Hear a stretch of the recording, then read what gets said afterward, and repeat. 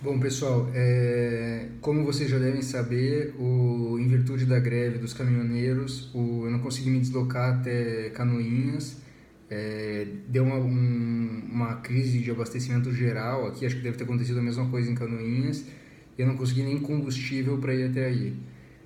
De qualquer forma, eu conversei com o representante, com o Rafael e com a professora Daniele, e a ideia é que eu passe para vocês uma atividade dirigida e, e que vocês consigam acompanhar o conteúdo da aula com base nessa atividade dirigida, que vai ser uma análise de um acórdão do STF sobre a questão de imunidade tributária. Além disso, como vocês devem saber, como vocês estão com um calendário um pouco apertado em termos de reposição de aula, essa aula de imunidade tributária e esse conteúdo ele vai ser considerado dado pela universidade com base nos conteúdos apreendidos nessa atividade dirigida que eu vou passar para vocês. Para não deixar que vocês fiquem, para não fazer com que vocês fiquem muito prejudicados com isso, porque esse é um conteúdo realmente importante da parte constitucional de direito tributário, eu preparei esse vídeo de 20 minutos, acho que vai ter uns 20 minutos no máximo, em que, junto com a apresentação que eu vou mandar para vocês, a gente vai conseguir discutir um pouco das principais questões que envolvem o tema da imunidade tributária. Obviamente, se vocês tiverem qualquer tipo de dúvida, vocês podem me encaminhar pelo sistema ou de repente até por e-mail. Eu posso passar o e-mail no final da aula para vocês, mas também a gente pode discutir essas questões na próxima aula se vocês estiverem com alguma dúvida. Eu só preciso confirmar com a professora Daniele também, que eu acho que na próxima sexta-feira vai ter um recesso na universidade e a gente não vai conseguir conversar presencialmente. Mas, de qualquer forma, nem que a gente deixe para outra sexta-feira para tirar dúvidas com relação a essa questão. Só lembrando, pessoal, que esse estudo dirigido ele vai ter que ser entregue para vocês, ele vai valer nota e ele vai ter que ser entregue junto com o fichamento do texto do Schwery que foi dado na última aula. Então, eu espero que vocês gostem dessa aula e vamos começar. Vocês podem ir acompanhando junto com a apresentação de slides. Bom, então os objetivos da aula são examinar as principais características e definição do Instituto da Imunidade Tributária, diferenciar a imunidade tributária de outras técnicas, de outras categorias de não tributação, analisar alguns casos específicos de imunidade tributária, principalmente com relação aos impostos, onde a imunidade tributária, onde o Instituto da Imunidade Tributária tem a maior aplicabilidade, e ver alguns casos concretos, principalmente com entendimentos do STF e do STJ sobre a aplicação da imunidade tributária. Vocês vão perceber na aula que, como essa é uma questão que é tratada diretamente na Constituição, a rigor ela é definida quase sempre pelo STF. Obviamente, vocês já devem saber, vocês já devem ter tido até esse conteúdo no Direito Tributário 1, mas vocês sabem que a imunidade tributária ela é sempre disposta em sede constitucional. Essa até é uma das características que a diferencia da isenção tributária.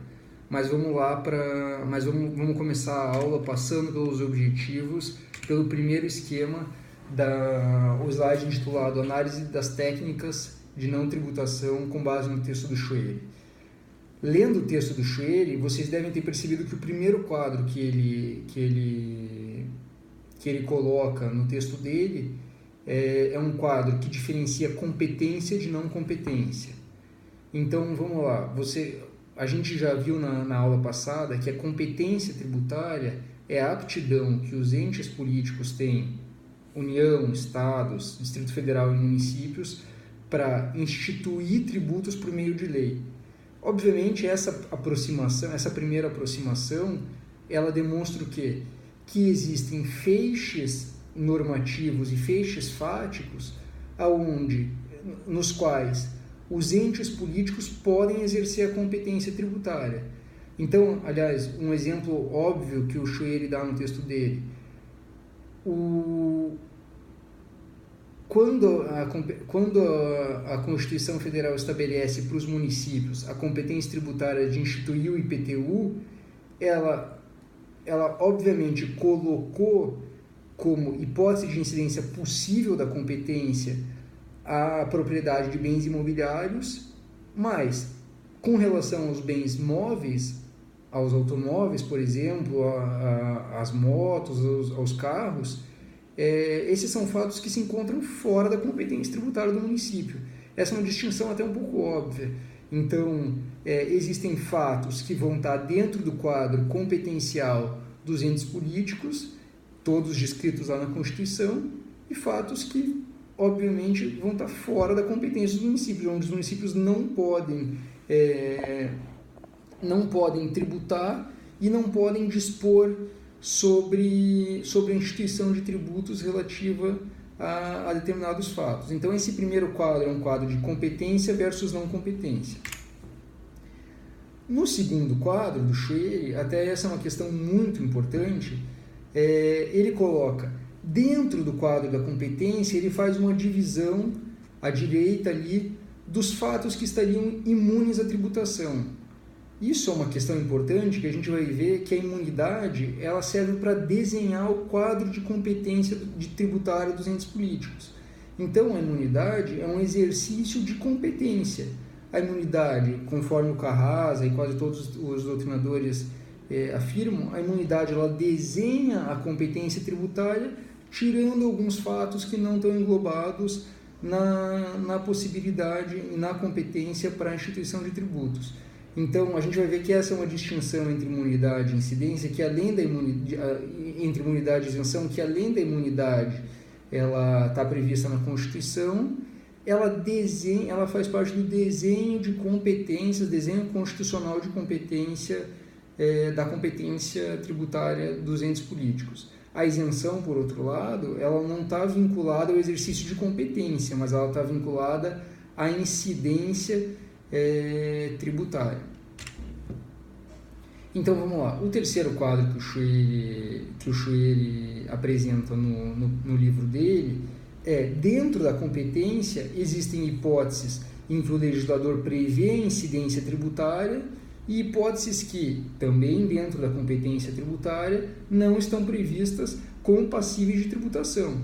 Então vamos supor o exemplo até que ele dá do patinete motorizado. O patinete motorizado, ele estaria dentro da competência dos municípios para a instituição do IPVA, mas os municípios, eles frequentemente, eles quase sempre, não instituem tributos, eles consideram que os patinetes, eles não estão dentro do quadro de incidência do IPVA. Então, o que o Schwery até fala, que é muito importante, a rigor, a incidência, ela pode ocupar todo o quadro de competência. Os entes políticos, eles têm capacidade para tributar tudo que é lhes definido em termos de competência pela Constituição Federal. Obviamente, sempre tem quadros, sempre tem fatos que não vão ser abrangidos pela incidência tributária. Então, essa outra aproximação é o seguinte: competência a nível constitucional, incidência a nível legal. E, ao mesmo tempo, a não incidência são os fatos que estão abrangidos no regime da competência, mas que não foram elencados pelo legislador como passíveis de tributação. Por fim, a isenção tributária, para a doutrina mais tradicional que o Schwery demonstra, ela estaria dentro do quadro de incidência, mas seria uma dispensa de pagamento, dispensa qualificada legalmente para o pagamento de tributos. Então a gente vê que a isenção ela está no exercício da incidência tributária, não da competência tributária. Ela não define, ela não serve, ela não exerce as mesmas funções da imunidade, porque ela não desenha a competência tributária, muito pelo contrário. Para a doutrina tradicional, o legislador utilizou determinada hipótese para que fizesse incidir um imposto, mas ao mesmo tempo ele isentou determinado fato do pagamento de tributo. Tá? Eu acho que vocês devem ter lido, esse era um texto que deveria ser fichado por vocês devem ter lido esse texto. Eu acho que essas questões elas são muito claras no texto do Scheele, então acho que vocês não devem ter maiores dificuldades, mas se vocês tiverem alguma dificuldade, obviamente eu estou à disposição. Vamos passar, pessoal, para as imunidades tributárias. Já foram 10 minutos e agora a gente está chegando no tema. Então, como a gente viu, as normas de imunidade tributária, elas desenham a competência tributária dos entes políticos e, ao mesmo tempo, o que o Carrasa fala é que a imunidade tributária ela serve, ao mesmo tempo como ela tem um elemento negativo em que, sendo uma hipótese de não tributação constitucionalmente qualificada, ou seja, o município, os estados, a União e os municípios não podem tributar, então ela tem um aspecto negativo, ou seja, ela retira fatos da competência tributária, mas ao mesmo tempo ela tem um elemento positivo que ela atribui direito subjetivo àqueles que estão abrangidos pela imunidade tributária de não serem tributados por determinados fatos. Então a gente viu ali que pelo acompanhamento dos slides as imunidades tributárias elas fixam a incompetência de determinados entes tributantes para onerar com tributação, para onerar determinados sujeitos com tributação, e elas trazem em seu bojo valores fundamentais do direito brasileiro, impedindo a atuação de normas de tributação. A gente vai ver que quando a gente analisar a imunidade recíproca, que é a primeira delas, que é a primeira prevista na Constituição Federal, qual o valor que a gente conversou já em aula, qual o valor que está sendo resguardado pela imunidade recíproca? Obviamente são os valores atinentes à federação, o pacto federativo, a autonomia dos entes federativos, a igualdade entre os entes federativos. Então, vocês vão perceber que a imunidade tributária ela sempre tenta resguardar valores que são mais essenciais ao direito constitucional brasileiro. Passando para o próximo slide, a imunidade tributária ela tem sempre sede constitucional, e o que a doutrina fala, esse é um elemento importante que pode cair em prova, é que a imunidade tributária ela configura uma cláusula pétrea do direito brasileiro. O STF já decidiu dessa forma, ou seja, a imunidade tributária ela não pode ser restringida nem mesmo por emenda constitucional. Ela pode ser aumentada, mas sendo garantidos os contribuintes, ela não pode ser restringida, diminuída, reduzida, nem mesmo por emenda constitucional. Obviamente ela pode ser aumentada, mas só um poder constituinte originário novo pode eventualmente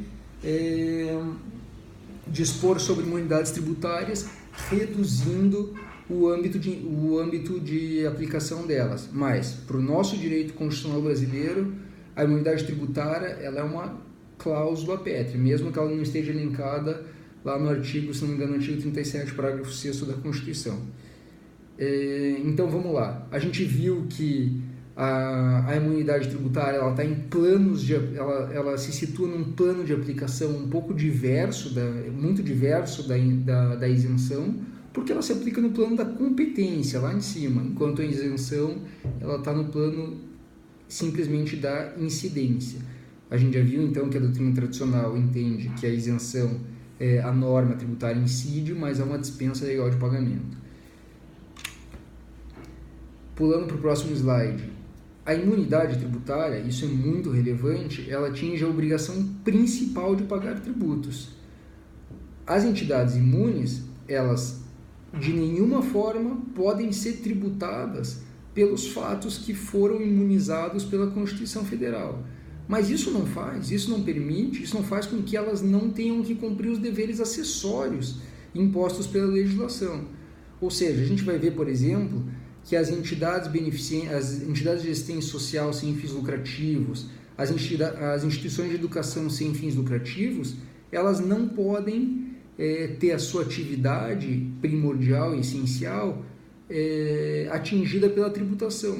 Mas isso, obviamente, não faz com que elas não tenham que cumprir os deveres acessórios que são próprios impostos pela legislação e próprios de qualquer contribuinte. Então, isso é muito relevante. As imunidades tributárias atingem a obrigação principal, mas não têm o condão de afastar os deveres acessórios dos contribuintes. Elas não desoneram os contribuintes de entregar as declarações, de sujeitar a fiscalização, de eventualmente sujeitar uma fiscalização de um auditor da Receita Federal, estadual ou municipal.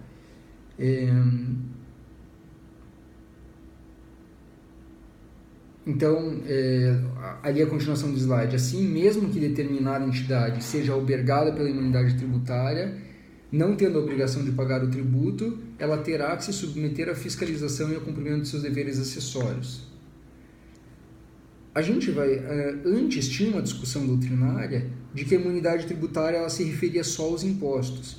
A gente vai ver que essa discussão está totalmente ultrapassada, porque a própria Constituição Federal estabelece imunidades tributárias relativas a outros tributos que não são impostos. Vocês vão poder ler junto à Constituição, vocês vão poder pausar o vídeo aí e lendo a Constituição em paralelo, mas vocês vão ver que existe uma imunidade tributária para a CID, que são as receitas decorrentes de exportação. Essa é a base essa é a hipótese de incidência que não se submete à tributação pela CID em razão de uma imunidade tributária prevista no 149, parágrafo 2º, inciso 1. E existem ainda outras imunidades tributárias previstas sempre na Constituição, relativa a taxas e à contribuição social.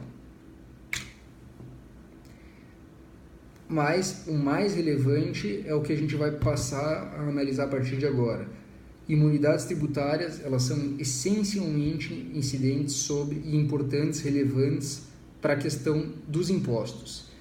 Existem algumas imunidades que elas se referem a todos os impostos incidentes sobre patrimônio, renda e serviços, que são as mais relevantes que a gente vai analisar em sequência: imunidade tributária recíproca, imunidade para algumas imunidades condicionadas, imunidades para entidades religiosas, e existem algumas imunidades tópicas, ou seja, que se referem só a algum imposto em específico. No próximo slide, intitulado Imunidades Tópicas de Impostos, vocês vão ver que eu listei quais são essas imunidades. Então, o artigo 155, parágrafo 2º, que trata do ICMS. Deixa eu só conferir aqui.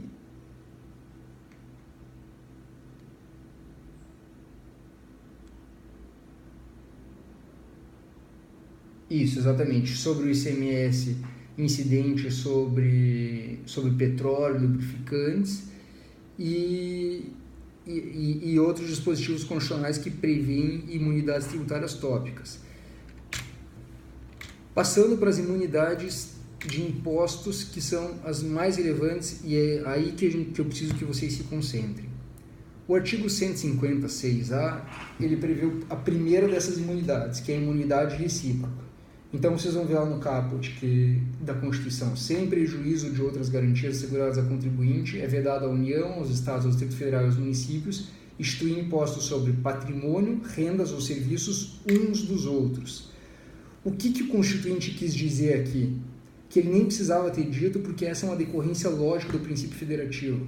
Que a União não pode tributar o Estado, que o Estado não pode tributar os municípios, que os municípios não podem tributar a União. Então, essa é uma decorrência óbvia do princípio federativo, ou seja, o poder de tributar, ele implica o poder de destruir e o poder de exigir dinheiro de um ente para o outro. Obviamente, a União não poderia tributar os municípios, porque isso poderia atentar contra o pacto federativo estabelecido constitucionalmente. Então, essa é uma imunidade que a doutrina fala que não precisava nem ter sido expressa pela Constituição Federal. O Rui Barbosa, lá em 1890, ele quis colocar lá na Constituição lá de trás, de forma explícita, isso para deixar ainda mais claro que a existência da imunidade recíproca. Mas, de qualquer forma, os valores protegidos, o princípio federativo, a igualdade entre os entes federativos, a autonomia dos entes federativos, eles impõem que exista uma não tributação constitucionalmente protegida entre os entes da federação. Então, vocês vão ver que na doutrina a imunidade recíproca ela é classificada como uma imunidade subjetiva, ou seja, ela decorre da condição de pessoa dos entes públicos e além disso, até uma das questões mais importantes da imunidade recíproca é a imunidade de algumas sociedades de economia mista e empresas públicas, em que é analisada a ausência de capacidade contributiva por parte dos entes políticos. Então, como que você vai tributar a União se a União, a rigor, não tem capacidade contributiva? Os estados, a mesma coisa, os municípios. Então, esses são alguns elementos principais para vocês entenderem a imunidade recíproca. Passando para o próximo slide. A imunidade recíproca ela é aplicável somente para impostos, taxas, contribuições de melhoria, empréstimos compulsórios que não sejam travestidos de impostos, eles são completamente aplicáveis. Então, o município não pode tributar a União com relação ao IPTU, mas, por exemplo, ele poderia tributar com relação a alguma taxa de incêndio ou alguma taxa decorrente de algum serviço público. A mesma coisa a União. A União ela não pode tributar os estados e municípios com relação, por exemplo, ao imposto de renda ou com relação ao IPI ou algum outro imposto federal, mas ela pode ela pode tributar contribuições de melhoria, taxas. Isso não há nenhuma vedação constitucional, tá? Isso é muito importante. Todas essas imunidades previstas pelo artigo 150, elas se referem então somente aos impostos. Então vamos lá. Quando o artigo 150, inciso 6, inciso A, fala a imunidade, ela em si, a imunidade tributária é vedada à União, os Estados, Distritos Federais e os municípios instituir impostos sobre patrimônio, renda ou serviços uns dos outros. Vocês acham que apenas os impostos que tenham alguma relação com patrimônio, renda ou serviços que estão imunes, em que fazem parte dessa imunidade tributária recíproca? Havia algum entendimento doutrinário de que sim, mas o entendimento jurisprudencial majoritário e doutrinário majoritário é que mesmo impostos que não se relacionem diretamente ao patrimônio, à renda e aos serviços, eles estão com outras materialidades, como ICMS, IPI e IOF, eles também estão abrangidos pela imunidade tributária recíproca. Então, é completamente vedado ao Estado cobrar ICMS de municípios da União, mesmo que, a rigor, o ICMS não seja um imposto incidente sobre patrimônio, renda ou serviço. No próximo slide, tem um entendimento do STF que trata de IOF, em que vocês vão poder verificar que exatamente isso que eu estou falando. O IOF, mesmo não sendo um imposto que se relaciona a patrimônio, renda e serviço, ele não pode ser imposto, nesse caso, ao Estado de São Paulo pela União Federal. Então, a imunidade tributária recíproca, ela abrange apenas impostos, mas ela abrange todos os impostos, ok? Não se limitem à definição constante na Constituição Federal, que seria só sobre impostos incidentes sobre renda, patrimônio e serviços. O artigo 150, parágrafo 2º da Constituição, ele prevê o seguinte: a imunidade recíproca, aqui é o que está escrito no slide, é extensiva às autarquias e fundações instituídas e mantidas pelo poder público, no que se refere ao patrimônio, rendas ou serviços, ou seja, a mesma dicção lá do artigo 150 que a gente acabou de ler, vinculadas às suas finalidades essenciais ou delas decorrentes. Então vamos lá, as autarquias e fundações de direito público, autarquia, INSS, e autarquias mesmo de regime especial, como agências executivas, agências reguladoras, associações públicas que sejam instituídas como fundação pública, elas, pelo 150, parágrafo 2º, elas também estão abrangidas pela imunidade tributária recíproca.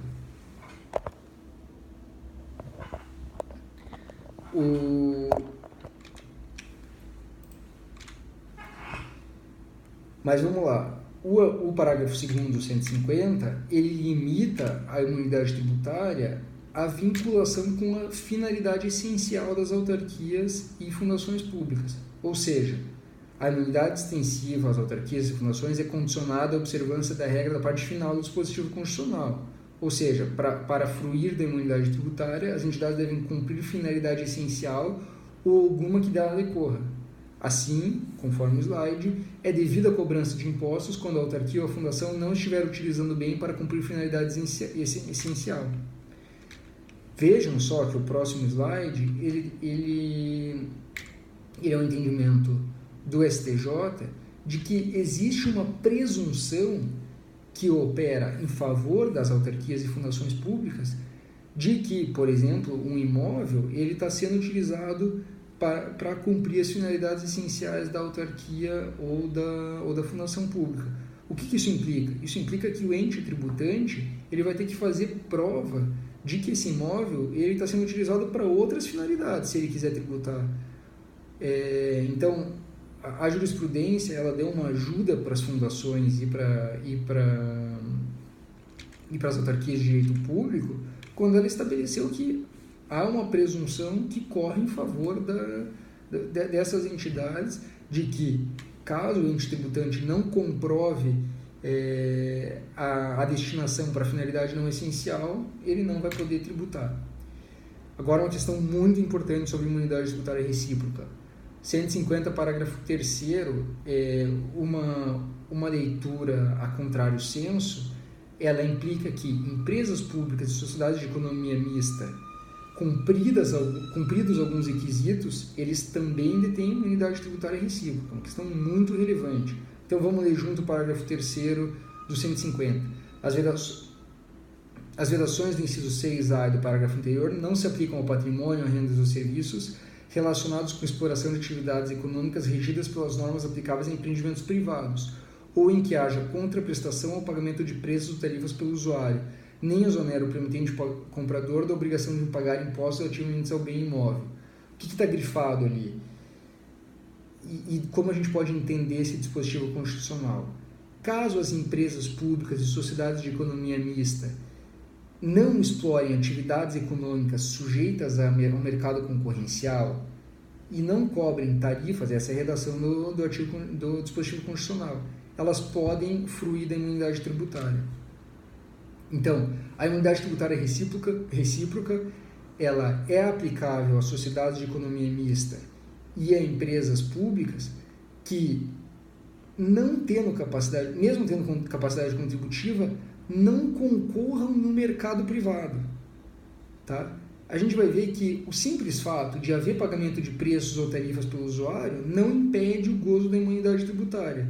Isso acontece aqui no Paraná, na Copel, na Sanepar, acontece, a gente vai ver, tem um assunto muito relevante com a empresa de Correios do Brasil. A empresa de Correios tem um pagamento de tarifa para você enviar carta, mas isso não vai desnaturar a imunidade tributária.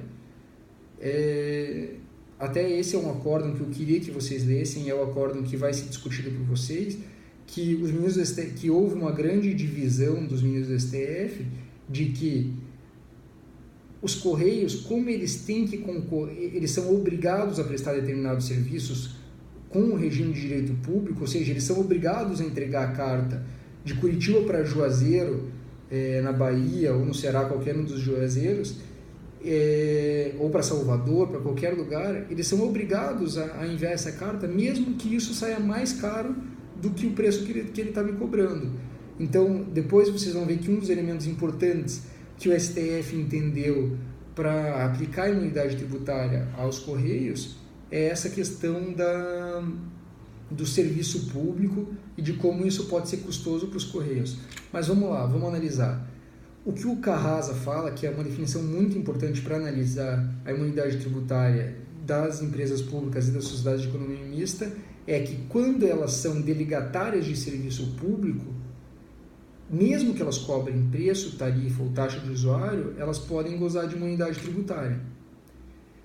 Então, no próximo slide tem uma ementa jurisprudencial. é firme o entendimento dessa corte do STF, no sentido de que a imunidade recíproca é aplicável à sociedade de economia mista prestadores de serviços de distribuição de água e saneamento, tendo em vista que desempenham atividade de prestação obrigatória e exclusiva do Estado. Depois vocês vão ver nos próximos slides que existem entendimentos de que, mesmo que haja cobrança de tarifa de usuários, essas entidades que são delegatárias de serviço público e que prestam esses serviços, elas são efetivamente beneficiárias de imunidade tributária. Então, aquela leitura inicial da Constituição de que o simples fato de haver pagamento de tarifa por parte dos usuários excluiria a imunidade tributária, ele não é um entendimento nem abraçado pela doutrina nem pela jurisprudência mais atual. Para frente ali vocês têm esse caso emendado dos Correios e que vocês vão poder analisar mais para frente na atividade que eu vou dar para vocês, que foram estabelecidos alguns elementos essenciais para conferir essa imunidade tributária aos Correios, ou seja, é uma prestação de um serviço essencial, obrigatório, exclusivo, tem uma questão de subsídio cruzado, ou seja, os Correios, mesmo competindo, mesmo exercendo algumas atividades em concorrência com a iniciativa privada, ele tem que, por exemplo, fazer a entrega de cartas, que é muito mais custosa para a empresa, não dá lucro, é uma atividade efetivamente deficitária, e independentemente então da existência de concorrência de mercado com relação a algumas atividades, o Correio é uma das sociedades de economia mista e empresas públicas que detém imunidade tributária.